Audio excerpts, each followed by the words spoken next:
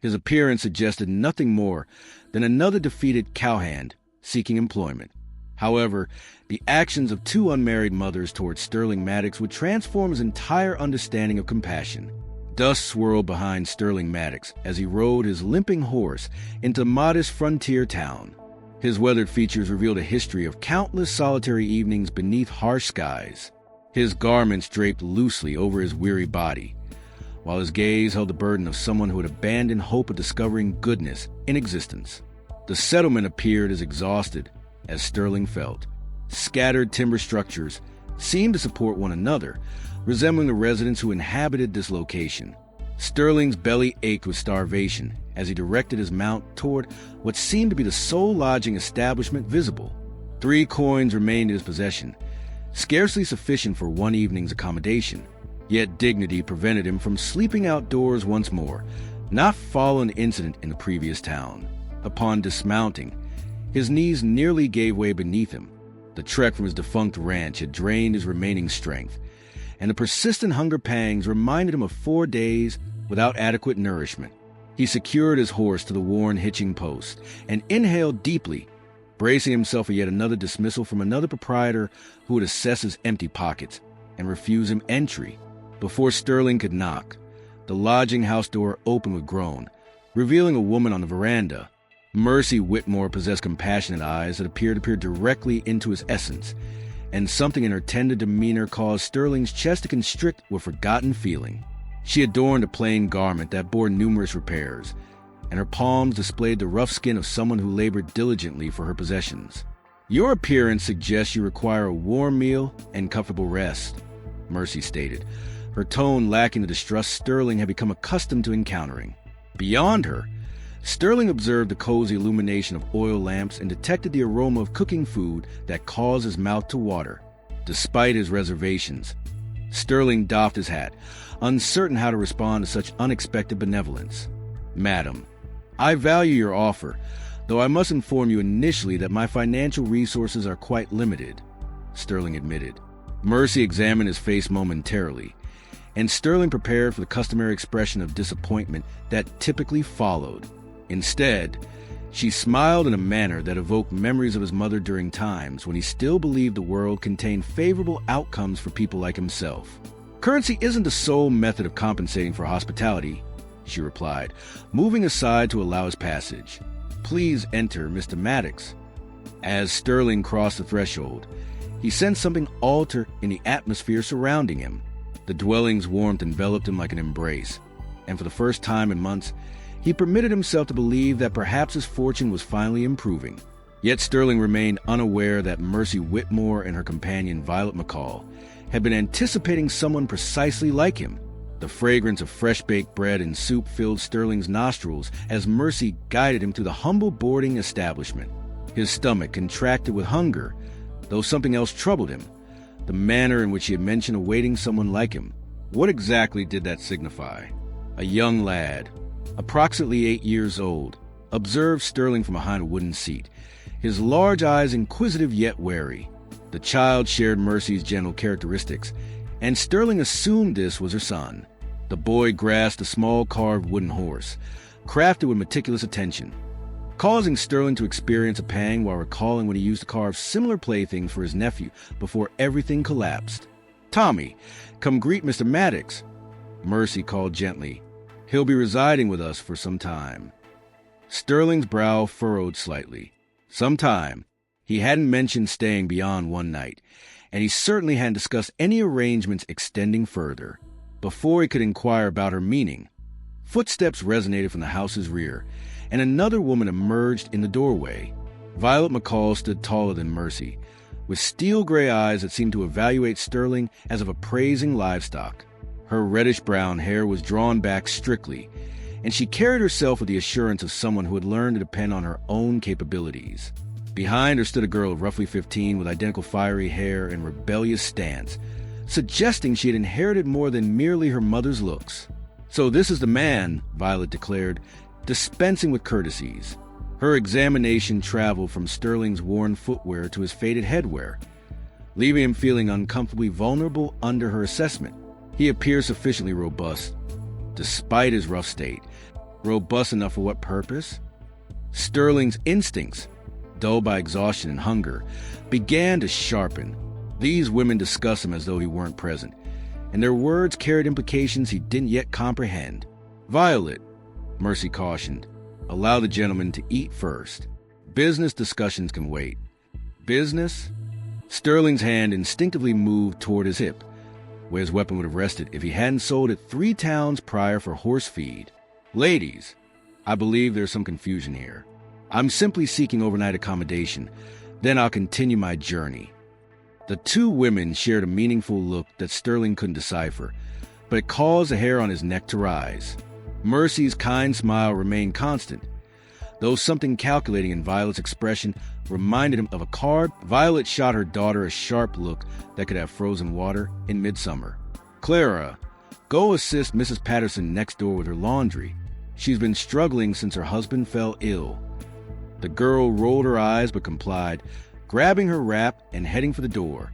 As it closed behind her, the room's atmosphere grew even heavier. Sterling set down his spoon and leaned back in his chair, his instincts finally overriding his gratitude for the meal. "Very well, ladies," he said, his voice carrying the authority he once commanded when he still owned a ranch and had men who respected him. "It's clear you want something from me, so let's discuss it openly. What sort of business are we talking about?" Mercy wrung her hands nervously, but Violet leaned forward with a directness he was beginning to expect from her. "We require a man's presence here, Mr. Maddox. Someone who can repair things, handle problems, and make this place appear like a proper family establishment." Sterling felt his eyebrows rise. "You wish to employ me as a handyman?" "More than that," Mercy said quietly, finally taking a seat at the table. "We need someone who can serve as a father to our children. Someone who can provide them with stability and protection." The word struck Sterling like a blow to the stomach. He looked between the 2 women, attempting to process their suggestion. "Are you proposing marriage to one of you?" Violet's laugh was sharp and without humor. "Both of us, actually, though not in any legal sense that would satisfy a minister." Sterling's chair scraped against the floor as he stood abruptly. "Ladies, I believe you completely misjudged me. I'm not seeking a wife, certainly not 2 of them, and I'm definitely not father material." "Sit down," Mercy said, and something in her tone made him pause.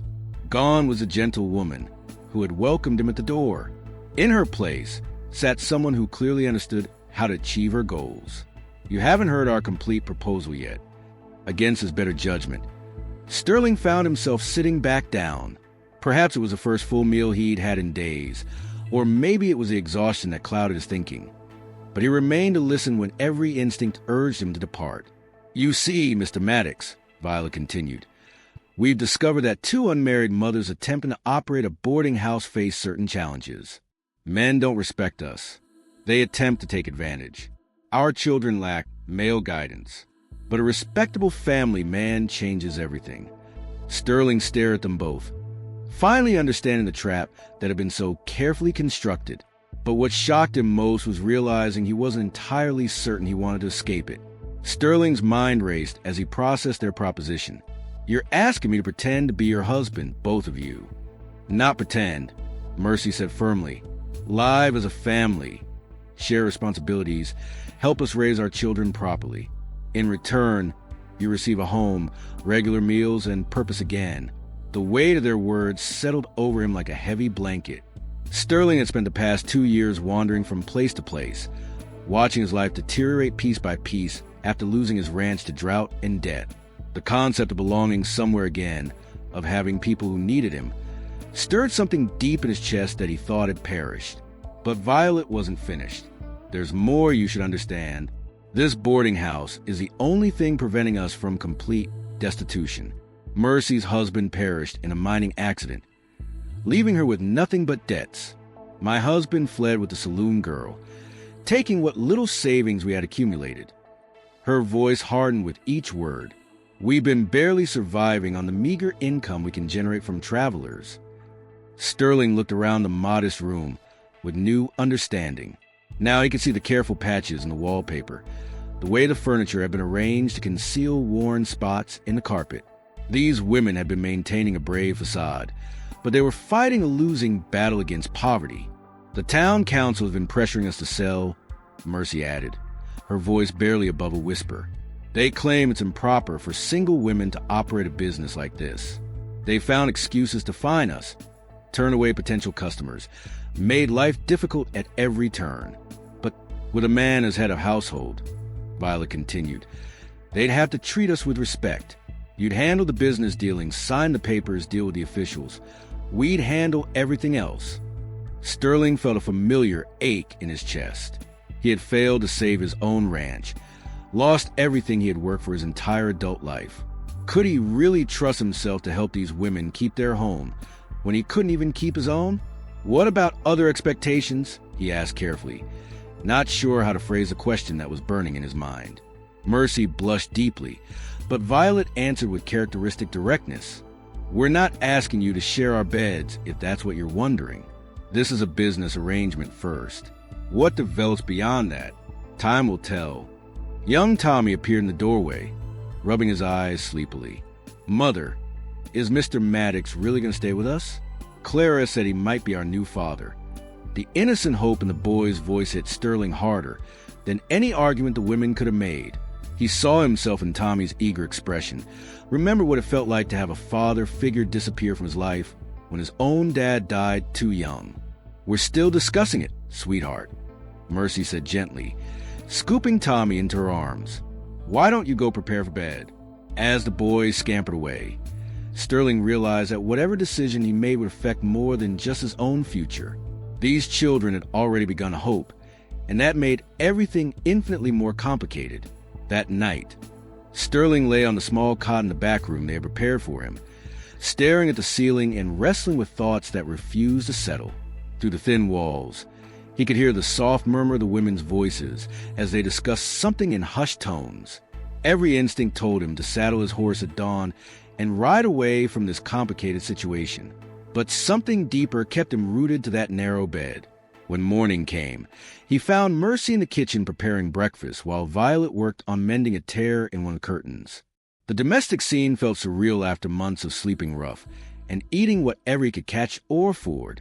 Clara sat at the table helping Tommy with his letters, and for a moment, Sterling could almost pretend this was his real family. "I've been thinking about your proposal," he said, accepting the cup of coffee Mercy offered him. The warmth spread through his hands, and he realized how long it had been since someone had taken care of him in such simple ways. Violet looked up from her sewing, her steel-gray eyes alert. "And I have conditions," Sterling said, surprised by the steadiness in his own voice. "First, I want to know exactly what you expect from me. No surprises, no hidden requirements that come up later." "Fair enough," Violet nodded. "You'd handle all business with outsiders, suppliers, customers, town officials. You'd do repairs around the house and help with the heavier work. You'd be a father figure to our children, teach them what they need to know, and in exchange, room, board, a share of any profits from the boarding house." Mercy said, "A place to belong."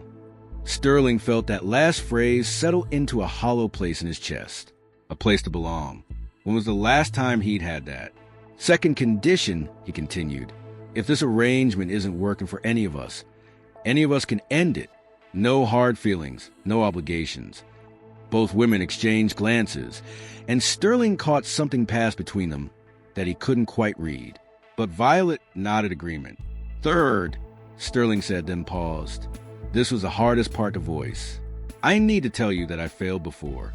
Lost my ranch. Lost everything I built. I'm not sure I'm the man you think I am." Mercy's expression softened in a way that reminded him painfully of his mother. "Mr. Maddox, we're not asking you to be perfect. We're asking you to be present." Before Sterling could respond, heavy footsteps on the front porch announced a visitor. Violet frowned as she peered through the window. Then her face hardened with unmistakable anger. "It's Mayor Hutchkins," she said through gritted teeth, "and he's brought the sheriff with him." Sterling watched as both women's demeanor changed instantly.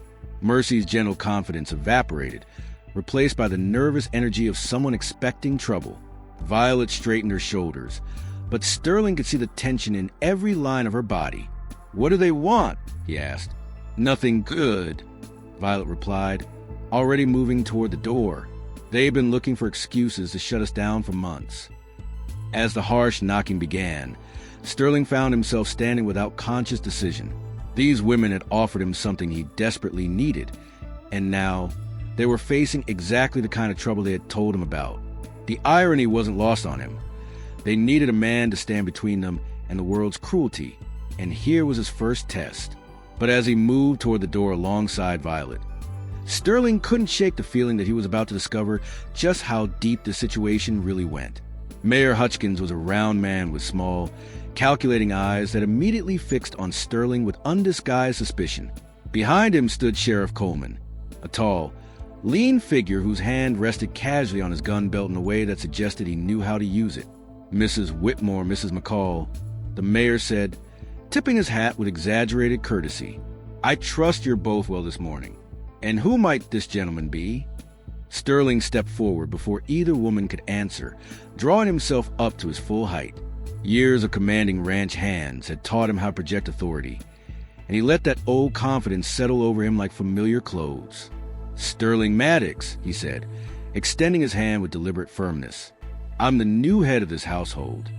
The mayor's eyebrows rose, and Sterling caught the quick glance that passed between him and the sheriff. "Head of household? That's interesting news. We weren't aware that either of these ladies had remarried. Recent development," Sterling replied smoothly, though his heart was pounding. "Is there something I can help you gentlemen with?" Sheriff Coleman finally spoke, his voice carrying the authority of someone used to getting answers. "We've had complaints about this establishment, Mr. Maddox. Reports of improper conduct, violations of town ordinances." "What kind of complaints?" Sterling asked, though he could guess. He'd seen this pattern before in other frontier towns. Officials using vague accusations to pressure people they wanted gone. "Noise disturbances," the mayor said, consulting a small notebook. "Unaccompanied men staying overnight, without proper supervision. Questions about the moral character of an establishment run by, shall we say, women of uncertain marital status." Sterling felt anger building in his chest, but kept his voice level. "Well, as you can see, the situation has changed. These ladies are under my protection now, and I can assure you that everything here is completely respectable." "Protection?" the sheriff repeated, his eyes narrowing.